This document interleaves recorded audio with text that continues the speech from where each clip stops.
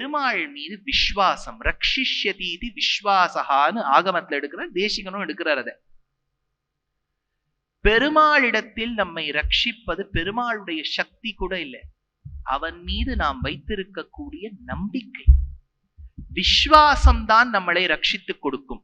குமாரில பட்டர்னு ஒரு பெரிய மகான் எழுதியிருந்தார், மீமாம்சக்காரர். அவர் பௌத்தாள் கிட்ட போய் தெரிஞ்சுக்கணும்னு நினைச்சாரு. ஏன்னா பௌத்த மதம் ஒரு காலத்துல ரொம்ப பிரபலமா இருந்தது. என்ன இவா பண்ணி விடுறா, இத்தனை பேர் பௌத்த மதத்துல வந்து சேர்றாளேன்னு நினைச்சார். அப்ப நினைச்ச போது பௌத்தனா தான் சென்று வசித்தார் அவர்களோடு. காலங்கார்த்தால பௌத்தாள்லாம் வந்து தயிர்ஞ்சாதம் சாப்பிடுவா. அந்த காலத்துல பௌத்தாள்லாம் காத்தால பல் தேக்க மாட்டா.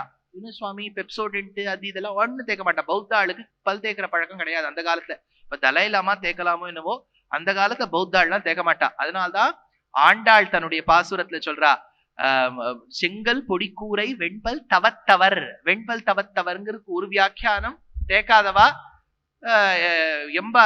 பெரிய திருமலை நம்பிகள் வியாக்கியானம் பண்ணும்போது இல்ல தேய்ச்சவான்னு சொல்லிட்டு வியாக்கியானம் பண்ணிட்டாரு, இதுக்கு நம்ம சமுதாயத்துல கெட்ட பேருன்னு. அந்த தேர்ஞ்சாதம் சாப்பிட்டுட்டு பௌத்தாள்லாம் என்ன பண்ணுவா, வார்த்தாலாபம் பண்ணிட்டு இருப்பா, பேச்சுவார்த்தை பண்ணிட்டு இருப்பா. குமாரில பட்டர் இதை கேட்டுட்டார்.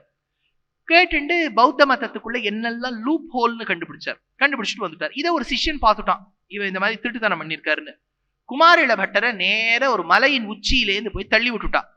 தள்ளும் போது குமாரில பட்டர் சொன்னார், நான் கற்ற வேதம் சத்தியமானால் அது என்னை ரட்சிக்கட்டும்னு சொல்லிட்டு விழுந்துட்டார். கீழே விழுந்த உடனே கை கால்லாம் அடிபட்டது. கொஞ்சம் டெர்மட்டாலஜிஸ்ட போக வேண்டிய நெசசிட்டி வந்துடுச்சு.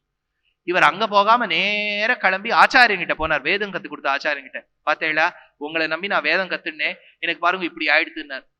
ஏன் இப்படி ஆச்சுன்னார், எனக்கு மலையிலேருந்து தள்ளி விட்டா, நீ என்ன சொன்னார், வேதம் சத்தியமானால் அதை என்னை ரட்சிக்கட்டும்னு, அதனால்தான் அடிபட்டு இருக்குன்னார். நீ வேதம் சத்தியம் அது என்னை ரட்சிக்கும்னு சொன்னா உனக்கு ஒண்ணா இருக்காது, வேதம் சத்தியமாக இருந்தால்னு சொல்லிட்ட. அப்படின்னா உனக்கே மனசுக்குள்ள ஒரு சந்தேகம் அது இருக்கா இல்லையான்னுட்டோ. அந்த மாதிரி பகவான் நம்மை ரட்சிப்பார் என்கின்ற அந்த விஸ்வாசம் இருக்க வேண்டும். பெருமாள் கிட்ட இன்னைக்கு போய் சொல்லியிருக்கேன், 2 நாள் சொல்லியிருக்கேன், சுவாமி இவருக்கும் அர்ச்சனை பண்ணி விடுறேன், இன்னும் 2-3 பேருக்கும் பண்ணி வைக்கிறேன். ஏன்னா இவர் மறந்துட்டாருன்னா யூபிஎஸ் பேக்கப், எலக்ட்ரிசிட்டி பேக்கப் மாதிரி அவா பார்த்துப்பா பாருங்க. இது பெருமாள் கிட்ட நடக்காது. திரௌபதி சரணாகதி செய்தால் துவாரகா நிலையாச்சுத கோவிந்த புண்டரீகாட்ச ரக்ஷமாம் சரணாகதம். நடு சபையில் மென்ஸ்ட்ருவேஷன், வீட்டுக்கு விலக்காக ரத்தம் வழியறத உடம்புலேந்து, வலியில துடிக்கிறா, ரஜஸ்வலையா இருக்கா, ஏகவஸ்திரா ரஜஸ்வலா.